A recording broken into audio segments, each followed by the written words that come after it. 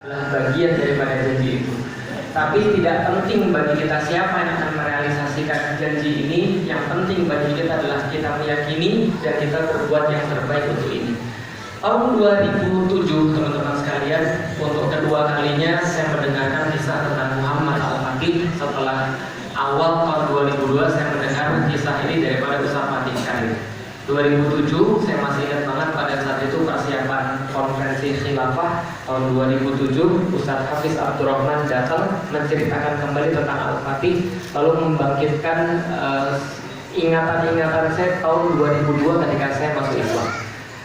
Di tahun 2007 itu akhirnya saya memutuskan saya harus buat satu buku tentang Muhammad Al-Fatih. Kenapa? Karena bagi saya ini adalah cara balas dendam yang paling elegan. Karena terus terang buku pertama saya itu lahir karena saya pengen nulis tentang bagaimana pandangan orang awam tentang Islam, orang yang baru masuk Islam tentang Islam. Buku kedua saya itu adalah balas dendam. Kenapa balas dendam? Karena lahir daripada rasa benci, dendam dan segala macam. Kenapa? Tiap kali saya ngisi, tiap kali saya nyampein Islam, saya nyampein tentang bisyarah Rasulullah, orang banyak yang ragu. Dan keadaan zaman sekarang kan, keadaan zaman dulu kan nggak kayak zaman sekarang. Zaman sekarang pembicaraan tentang khilafah itu umum, pembicaraan tentang kebangkitan Islam itu sudah sangat mainstream.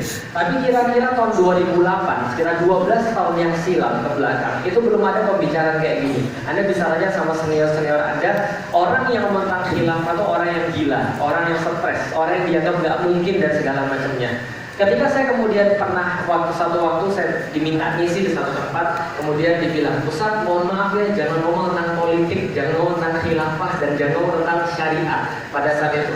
Saking keselnya saya bilang saya harus tulis satu buku tentang Muhammad Al-Fatih, bukan untuk menceritakan tentang Muhammad Al-Fatihnya, tapi menceritakan tentang bisyarah Rasulullah SAW. Karena teman-teman sekalian, itulah satu-satunya hal yang membuat saya minimal secara pribadi tetap mau berjalan di jalan dakwah ini. Kenapa? Kalau kita nggak punya bisyarah, itu kita sulit banget untuk berjuang. Kita sulit banget untuk bisa bertahan di dalam jalan dakwah. Kenapa? Karena kalau kita tidak punya bisyarah, segala sesuatu terlihat mustahil. Lagi mana nggak mustahil? Antum bayangin aja. Kalau kita ngomong 1-2 jam gitu kan ya, paling berapa orang yang mau sadar, paling berapa orang yang mau untuk dengerin. Apalagi zaman sekarang, postingan Instagram saja teman-teman sekalian, zaman sekarang itu ASN dilarang nge-like, dilarang follow, dilarang menunjukkan persetujuan, apalagi share atau apalagi mengontak orang yang lain. Ini pada zaman sekarang, semua itu kekuatan, semua kewenangan, semua kekuasaan mereka yang punya. Orang-orang yang nggak suka sama Islam yang punya. Mereka bisa berbuat apapun yang mereka mau. Nuduh orang, bikin kemudian hoax, lalu kemudian memframing orang, melabel orang, itu terserah mereka. Kalau kita nggak punya bisyarah, kita pasti akan merasa ini adalah perjuangan yang sangat mustahil. Kenapa? Karena dari dulu ya memang sudah begitu. Makanya kalau kita lihat di dalam Al-Quran, jarang bisyarah itu dikeluarkan oleh Allah Subhanahu Wa Taala dalam kondisi ideal, nggak pernah. Bisyarah itu selalu dikeluarkan oleh Allah dalam kondisi yang paling tidak ideal. Sebaliknya, kalau ada nadir, kan ada basyir, ada nadir. Basyir kabar gembira, nadir peringatan. Peringatan Allah berikan kepada orang-orang yang sudah merasa hidupnya settle. Hati-hati.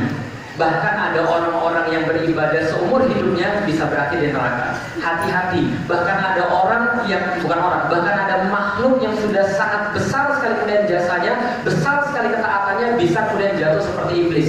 Nadir peringatan diberikan pada saat kondisi-kondisi yang kita anggap ideal, kita anggap nyaman.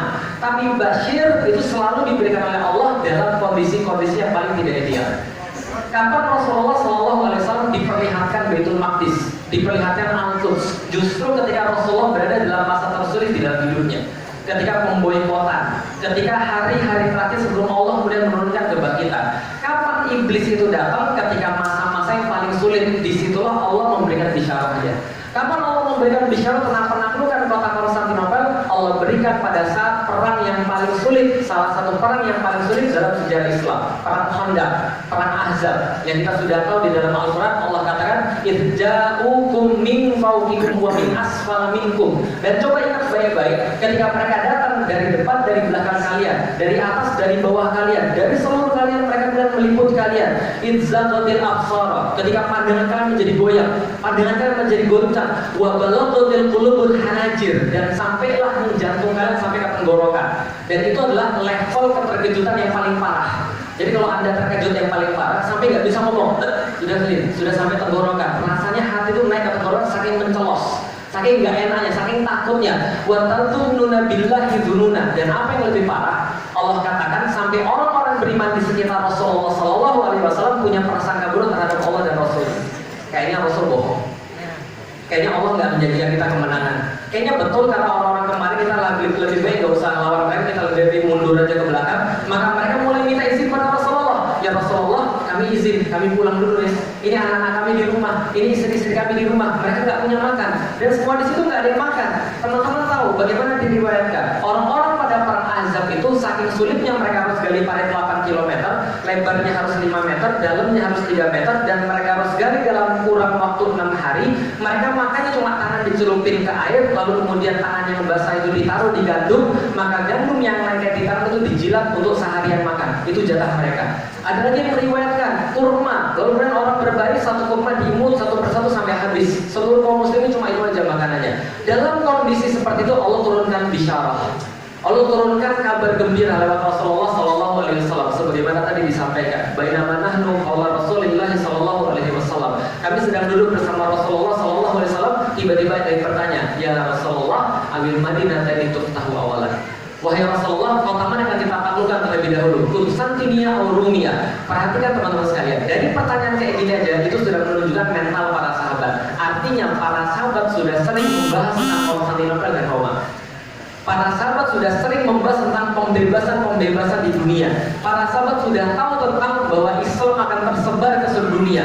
Maka saking kemudian mereka gak sabarnya, dalam kondisi sangat sulit banget. Kalau bayangin ya, bayangin antum lagi dalam kondisi seperti itu, ribet-ribetnya, susah-susahnya. Dalam dalam asar dikatakan bahwa mereka bahkan gak sempat pergi ke WC, tiba-tiba ada yang nanya, ya Rasulullah, besok kita akan menaklukkan Konstantinopel dulu atau Roma? Paham kan sekalian? Jadi bahkan kita lagi ribet-ribet, anak sekolah kemudian bayarnya besok harus 15 juta, belum ada yang beres semua, anak belum makan hari ini, kemudian ada yang nangis, ada yang berantem, ada yang stres, tiba-tiba ada satu anak yang nanya, Bapak besok kira-kira kita pergi ke Eropa atau kita pergi ke Turki ya kira-kira juga. Nah itu bapaknya bilang kamu gila. Nah kondisi seperti itu disampaikan pada Rasulullah SAW. Rasulullah SAW tidak pernah mengatakan begini, sudah jangan pandang yang panjang-panjang, jangan mikir yang jauh-jauh. Bapakmu aja belum masuk Islam, Rasul nggak bilang begitu. Tapi Rasulullah SAW mengajarkan kepada kita ada satu hal yang nggak boleh hilang. Ketika makanan sudah nggak ada, ketika tentara sudah sedikit dibandingkan dengan tentara musuh, ketika semuanya kekurangan, kondisi sangat tidak ideal, kita benar-benar terdesak, kita benar-benar tidak ada harapan, ada satu yang nggak boleh hilang, keyakinan pada Allah Subhanahu Wa Taala. Yu'minuna bil ghaib, keyakinan pada apapun yang disampaikan oleh Allah Subhanahu Wa Taala, janji Allah Subhanahu Wa Taala. Maka Rasulullah membalas mereka, Madinatul Hiraqlah tuftahu awalan. Yang akan kalian taklukkan terlebih dahulu, wahai sahabat-sahabatku, adalah kotanya Heraklius, yakni Konstantinia, yaitu adalah Konstantinopel. Itu yang Rasulullah SAW sampaikan pada mereka. Ketika Rasulullah menyampaikan ini, orang Yahudi ada di sana lalu berkata, Muhammad sudah gila. Dan itulah ejekan mereka yang paling favorit pada Rasulullah SAW. Kenapa?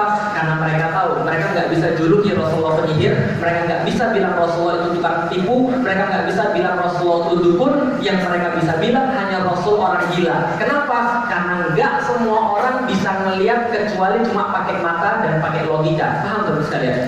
Ingat baik-baik, kesalahan terbesar manusia adalah ketika mereka mulai percaya pakai mata mereka sudah mulai yakin pada logika mereka melebihi daripada keyakinan mereka terhadap Allah. Ini yang paling parah. Cek di dalam Al-Quran. Kapan orang-orang kafir itu kemudian nyesel ketika mereka melihat jahanam dengan mata mereka. Ya laitani kuntu turoba. Wahai seandainya aku adalah sebuah tanah saja. Aku melihat neraka, aku baru yakin. Kemana?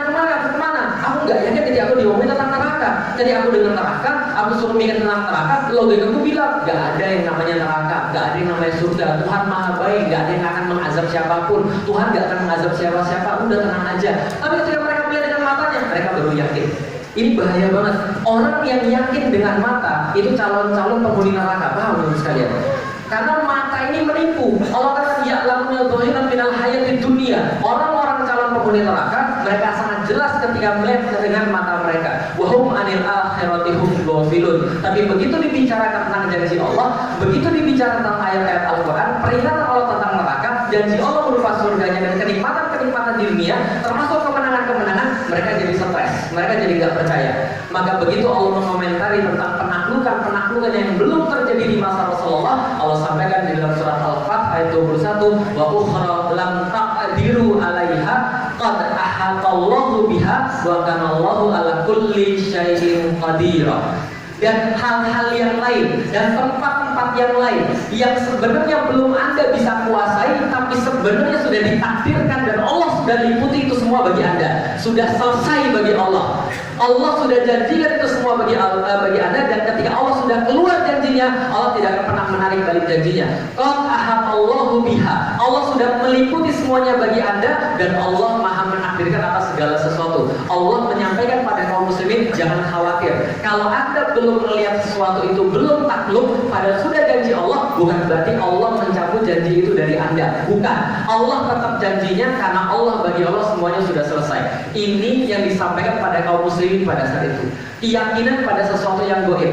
Saya nggak akan bahas banyak teman-teman sekalian tentang sejarah. Teman-teman bisa googling, bisa buka YouTube, lihat videonya 1,5 jam, teman-teman bisa saksikan. Yang pengen saya kasih tahu adalah Muhammad Al-Fatih bukan orang yang berdiri sendiri.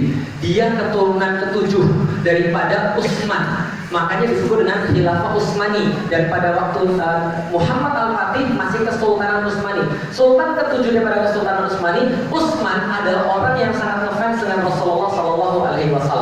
Saking ngefansnya Utsman ini, sampai tidur pun dia kebayang-bayang dengan Rasulullah SAW. Suatu waktu Utsman punya bapak namanya Ertugrul. Saya cuma mau mengendorse tadi tentang Habib Khalilullah sampaikan kepada kita. Utsman punya bapak namanya Ertugrul. Ertugrul memilihkan ulama terbaik buat Utsman, namanya Syekh Edebali. Syekh Edebali ini adalah seorang sufi sekaligus orang yang sangat fakih pada zamannya.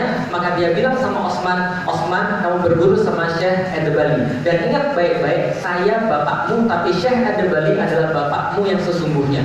Kalau kamu dibilangin sama Syekh Edebali, kamu harus nurut. Karena kalau kamu bantah Syekh Edebali, maka aku akan marah. Kalau kamu bantah saya paling sedih. Kalau kamu tidak mau nurut sama saya paling akan murka. Tapi kalau kamu bantah Syekh Edebali, kamu tidak mau nurut Syekh Edebali, saya nggak akan ngakuin kamu sebagai anak. Kenapa? Karena ridho guru itu yang menyebabkan orang punya karakter. Karena ridho guru itu yang menyebabkan dia punya ilmu yang Allah turunkan kepada dia. Maka kemudian dipilihkan Syekh Edebali. Ketika Syekh Edebali dan Utsman lagi halqah ceritanya ini, kemudian setelah halqah Utsman tidur di tempat. Setelah dia tidur, bukan kayak antum tidur pas halqah, dia tidur. Setelah halqah Utsman tidur. Dan setelah tidur, bayangkan bagaimana ketika guru sudah ridho sama muridnya, dia mimpi. Setelah dia mimpi, dia langsung bangun. Setelah bangun, dia langsung bilang sama Syekh Edebali, Syekh, saya mimpi Syekh. Mimpi apa? Dia bilang, saya mimpi, saya halaqah dengan kamu. Jadi orang yang baru selesai halaqah baru tidur, itu mimpinya halaqah. Jadi dia bilang, saya nggak halaqah dengan Anda Syekh. Kemudian tiba-tiba ada bulan sabit keluar dari dada Anda. Kemudian begitu dia keluar, dia membesar jadi sebuah bulan purnama yang sempurna. Kemudian masuk ke dalam dada saya. Dari dada saya keluar pohon cenar, pohon maple yang sangat besar. Cabangnya sangat banyak sekali. Pohon itu membesar dengan sangat cepat. Lalu aku melihat dia menaungi 4 sungai dan 4 gunung. Gunung Haemus, Taurus, Kaukasus, dan satu lagi Atlas, Sungai Nil, Tigris, Eufrat, dan Sungai Danube. Lalu kemudian dia melihat itu menaungi semuanya, dan dia lihat dari kulit-kulitnya muncul kemudian masjid-masjid, menara-menara tinggi, azan berkumandang di mana-mana, kuda-kuda berkeliaran, orang-orang sangat banyak, kaum muslim banyak sekali. Lalu kemudian dia katakan, tiba-tiba aku melihat daun-daun pepohonan itu berubah semua menjadi seperti pedang. Setelah pedang itu berubah, dia mengarahkan pada satu titik seluruh pohon-pohon itu, dan titik itu adalah Konstantinopel. Maka kemudian pemandangan itu berubah jadi cincin, dan cincin itu dipakaikan kepada saya. Kemudian dia bangun. Syekh Edebali, seorang sufi, seorang yang sangat paham tentang seperti itu. Kemudian ketika dia bangun, dia bilang, kalau gitu kamu nikah sama anak saya aja.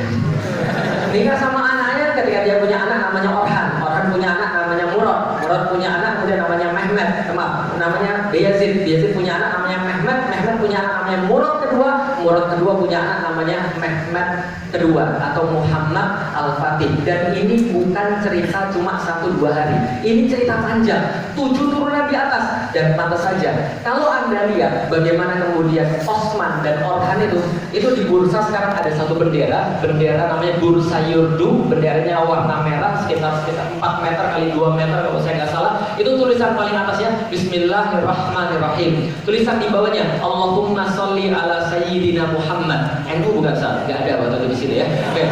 Allahumma sholli ala sayyidina Muhammad. Di bawahnya Inna fatahna laka fatham mubina. Di bawahnya wajahidu fisabilillah. Anda coba bayangkan, kalau Anda punya sesepuh, Anda punya buyut, Anda punya orang tua, buyut kayak begitu kira-kira gimana? Pas datang, ini adalah bendera orang tua mulia. Bismillahirrahmanirrahim. Allahumma sholli ala sayyidina Muhammad. Di bawahnya inna fatahna laka fatham mubina, dan di bawahnya ini wajahidu fisabilillah. Maksudnya apa? Yang paling bawah. Kalau Anda mau diberikan kemenangan oleh Allah, berjihadlah di jalan Allah. Berarti ada jihad, Allah akan tahan kemenangan dari Anda. Itu buyutnya. Paham menurut kalian? Jadi Anda tuh harus tahu bagaimana fungsi nasab dalam kehidupan. Karena ketika Anda melihat buyut Anda, melihat bapak Anda, harusnya Anda semakin semangat. Lah kalau Anda melihat bapak Anda, buyut Anda nggak semangat, ya nggak apa-apa. Itu kita jadikan sebagai sebuah pemecut untuk diri kita nanti ke bawahnya. Maka kenapa kita harus berbuat sesuatu yang baik supaya orang-orang di bawah kita melihat, oh bapak saya dulu begini. Kalau bapak saya begini, masa sih saya nggak begini? Nah itu bahayanya kalau pada saya. Kalau saya ngurut nasab bahaya. Ke atas. Kalau itu kan enak. Ke atas, oh ini jangan-jangan pejuang, ulama. Saya bahaya. Atas penjajah. Nah itu mulai yang bisa kita lihat bahwa ada satu yang dijaga, yaitu adalah keyakinan pada sesuatu yang baik. Ini yang sangat terang sekali, ini yang sangat jelas sekali, ini yang sangat menonjol sekali pada Muhammad Al-Fatih. Maka Muhammad Al-Fatih dari kecil juga dipilihkan bapaknya karena dia sudah turun-temurun tradisi daripada Utsmani untuk mencarikan ulama-ulama terbaik. Maka bapaknya memilihkan ulama-ulama terbaik bagi anaknya. Satu, Syekh Ahmad Al-Qurani, ini keturunan daripada Abu Bakar As-Siddiq. Ini juga kemudian yang kedua, Syekh Asyamsuddin. Asyamsuddin ini polimat, orang yang sangat ahli dalam berbagai macam ilmu. Dia ahli sufi, dia ahli herbal, dia ahli astronomi, dia ahli hadis, dia ahli sejarah dan seterusnya. Dan apa yang dilakukan oleh Asyamsuddin dan Ahmad Al-Qurani, mereka bagi tugas.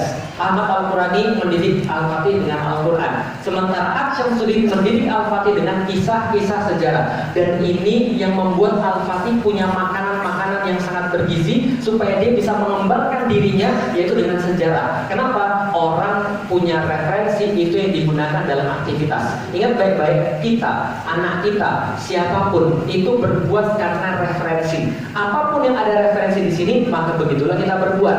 Ketika kita melihat cewek, maka referensi kita yang menentukan bagaimana cara kita melihat cewek tadi.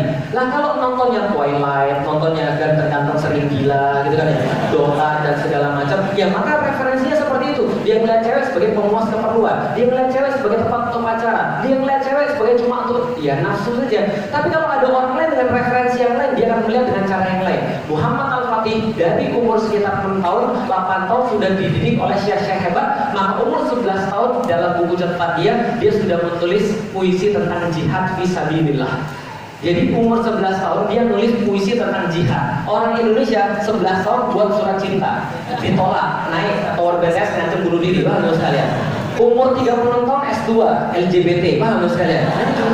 Karena referensi ini, referensi sangat menentukan. Dan Muhammad Al-Fatih itu senantiasa disemangati oleh guru-gurunya. Ketika umur sekitar 8 tahun, Asyamsuddin mengajak Muhammad Al-Fatih langsung study tour, pergi ke Hagia Sophia, ngelihat Hagia Sophia dari kejauhan, kemudian dia bilang pada Muhammad Al-Fatih, "Nak, kamu lihat apa nak? Hagia Sophia, Konstantinopel, kota yang akan ditaklukkan oleh kaum muslim pada suatu saat nanti." Gurunya bilang, "Bapakmu sudah coba, lalu pamanmu sudah coba, lalu kemudian bapak-bapakmu lagi sudah coba, buyut-buyutmu sudah coba, mereka gagal semuanya." Bahkan Abu Ayyub Al-Ansari yang mendengarkan langsung hadis ini, dia juga gagal menaklukkan Konstantinopel. Yazid bin Muawiyah yang pengen jadi orang pertama untuk menaklukkan Konstantinopel gagal. Maslama bin Abdul Malik gagal, Harun al-Rasyid gagal, buyutmu semuanya gagal, dan anak-anakmu juga bakal gagal. Kenapa begitu guru? Karena saya senantiasa berdoa pada Allah, kata gurunya. Saya senantiasa meminta pada Allah, dan dari mata saya yakin bahwa saya sedang berhadapan dengan orang yang ditakdirkan oleh Allah Subhanahu wa Ta'ala untuk menaklukkan kota Konstantinopel. Kalau zaman sekarang wis wayai, paham sekalian? Ini sudah memang waktunya. Kamu adalah penakluk Konstantinopel. Maka anak ini lahir dengan keyakinan bahwa dia adalah penakluk Konstantinopel. Dan ini bedanya antara orang yang yakin dengan orang nggak yakin. Orang yang yakin mengeluarkan usaha yang terbaik. Pada gilirannya dia akan memanen hasil yang terbaik. Kenapa? Simply karena dia mengeluarkan usaha yang terbaik. Seorang anak meyakini saya akan jadi juara se-Indonesia. Seorang anak yang lain meyakini saya akan jadi juara ya sekelas aja lah, gitu kan ya. Kalau dia se-Indonesia, saya sekelas aja. Kira-kira usahanya lebih baik yang mana? Yang Indonesia atau yang sekelas? Yang se-Indonesia dong. Kenapa? Karena dia lebih besar kemudian impiannya, dia lebih banyak kemudian saingannya. Maka dia bilang, saya akan jadi juara se-Indonesia. Dia belajar 4 jam. Ketika kemudian dikasih tahu sama gurunya, kamu jadi juara se-Indonesia? Iya. Itu temanmu pengen jadi juara sekelas aja, belajarnya 5 jam. Kalau gitu aku tingkatin enggak 4 jam, aku 6 jam. Kalau enggak, temanmu tuh dia pengen jadi juara sekecamatan aja 6 jam. Kalau gitu aku 8 jam. Kenapa? Simple, karena keyakinannya lebih besar. Maka keyakinan orang tentang sesuatu harusnya membawa usaha yang paling besar, bukan malah berleha-leha, bukan malah leyeh-leyeh. Kenapa? Coba bayangin, saya bilang sama antum, kita jalan yuk kemana? Ke rumah saya. Saya mau traktir antum ke rumah saya, datang aja ke rumah. Kapan Ustaz? Oke, pilihan pertama. Ketika antum nanya kapan? Pilihan pertama. Ya bisa bulan depan, bisa pekan depan, bisa juga tahun depan. Ya terserah saya aja. Itu jawaban pertama. Dilihat jawaban yang kedua, besok jam 4 sore datang ke rumah saya. Antum lebih semangat yang mana? Lebih semangat yang sudah pasti waktunya, atau antum lebih semangat yang nggak jelas waktunya?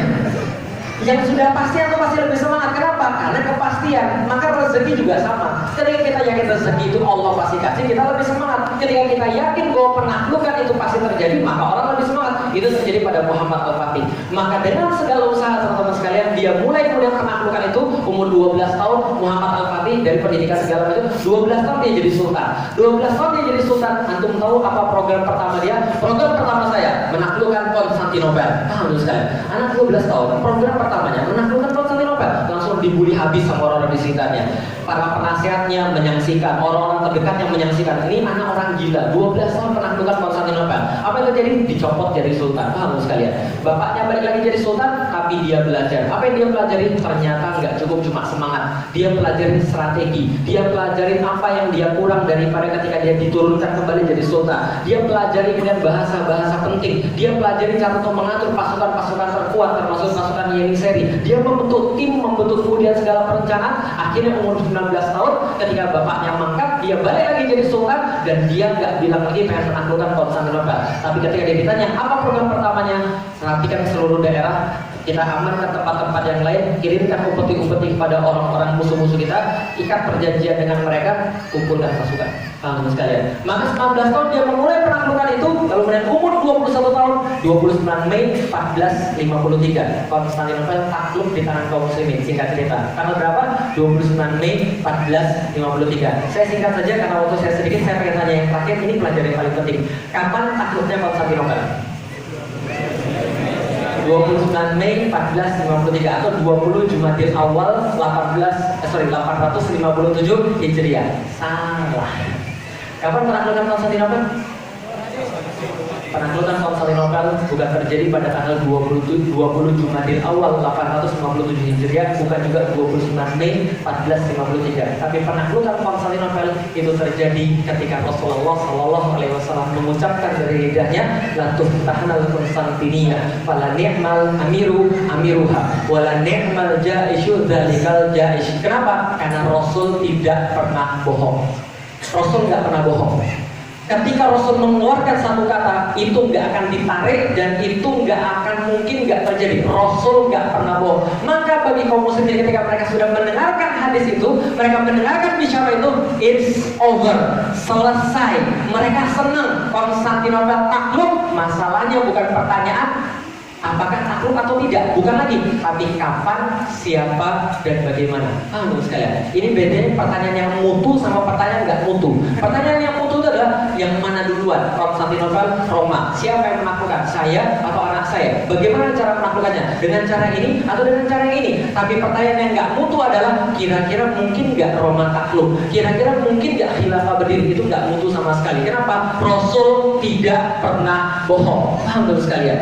Maka ketika kemudian saya menyampaikan, ketika Rasulullah Shallallahu Alaihi Wasallam mengatakan summa takunu khilafatan ala minhajin nubuwah, maka itu adalah dari Rasulullah. Anda mau protes apapun terserah, Anda mau kemudian debat apapun terserah, Anda mau bilang ini melakukan ini nggak mungkin ya bakal begini, ini bakal kayak begini, terserah Anda. Yang nggak bisa Anda lakukan adalah Anda menghapus itu daripada kitab-kitab para ulama. Anda menghapus bahwa hadis itu pernah diucapkan oleh Rasulullah Shallallahu Alaihi Wasallam. Kita bisa debat nanti, tapi yang nggak bisa kita debat adalah ini sudah diucapkan oleh Rasulullah dengan satu atau dengan lain cara. Khilafah masih berdiri, Anda suka apa, Anda tidak suka.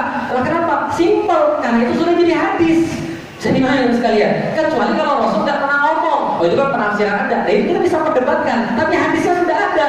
Gitu maksudnya. Summa takunu khilafatan ala minhajin nubuwah. Maka kemudian hadis la tuftahanal Konstantiniyah fala ni'mal amiru amiruha wala ni'mal jaizu dzalikal jaiz. Itu enggak ada bedanya dengan summa takunu khilafatan ala minhajin nubuwah. Enggak ada bedanya. Dan secara fakta lucu kalau antum meragukan. Lah kenapa? Orang-orang Amerika, orang-orang Eropa, saya pernah baca ada satu kompilasi tentang bagaimana cara orang-orang luar analisis luar membahas tentang khilafah. Saya lucu banget. Jadi gini ceritanya. Apapun yang kita pandang tentang Erdogan, tapi Erdogan itu sekarang sedang jadi buah bibir di Eropa. Ada satu analisis di Amerika dan Eropa menulis begini. Kita saksikan Erdogan ini sedang membawa Turki kepada khilafah but its name katanya. Jadi tentang satu sistem khilafah kecuali namanya. Mereka ini terserah. Ini adalah bagaimana mereka melihat Turki yang sekarang sedang membawa ini ke arah khilafah kecuali namanya. Lalu mereka bilang begini yang sangat menarik. Maka saksikan baik-baik. Commercial break yang hampir selama 100 tahun itu sebentar lagi akan berakhir dan pertunjukan yang sudah dimulai lebih daripada 1300 tahun yang lalu akan dimulai. Paham terus sekalian? Itu kata mereka. Jadi commercial break yang sudah 100 tahun ini sebentar lagi akan berakhir. Dan pertunjukan yang sudah dimulai sekitar 1300 tahun yang lalu ini kembali akan dilanjutkan, ditayangkan kembali. Maksudnya apa? Mikir aja sendiri, paham terus sekalian. Yang terakhir kemudian pesan saya bagi diri saya sendiri dan bagi teman-teman sekalian, pidato Muhammad Al-Fatih ketika menaklukkan Konstantinopel pada tanggal 29 Mei 1453 setelah mereka bertahajud dan memohon kepada Allah, setelah sebelumnya sehari penuh mereka berpuasa dan memohon kepada Allah Subhanahu wa taala, setelah berhari-hari mereka kemudian ditinjau dan dikunjungi oleh para ulama, setelah bertahun-tahun kemudian kaum muslimin percaya dengan penaklukan itu dari generasi demi generasi, dari zaman Rasul sampai dengan zaman kemudian Muhammad Al-Fatih, maka Muhammad Al-Fatih memberikan pidatonya. Seandainya penaklukan kota Konstantinopel sukses, maka sabda Rasul telah menjadi kenyataan. Dan kita akan mendapatkan bagian daripada hadis ini, yaitu kemuliaan dan penghargaan. Untuk itu sampaikan pada setiap pasukan, kemenangan yang akan segera kita capai akan menambah hanya ketinggian dan kemuliaan Islam. Bukan kita, tapi ketinggian dan kemuliaan Islam. Al-Fatih lalu berpesan kembali, untuk itu wajib bagi setiap pasukan yang ada di depan saya untuk menjadikan syariat Islam senantiasa di depan mata dia, dan jangan sampai ada satupun di antara pasukan saya yang melanggar syariat Allah yang mulia ini. Kenapa? Al-Fatih paham betul dari Abu Bakar. Abu Bakar mengatakan, ketika Allah membuat kita kalah dalam peperangan, maka itu karena maksiat kita. Seandainya musuh kita menang, itu karena persiapan mereka. Tapi kalau kita bertakwa kepada Allah, kita tidak mungkin kalah. Kalau kita tidak bermaksiat, Allah akan menurunkan pertolongan kepada kita. Takbir!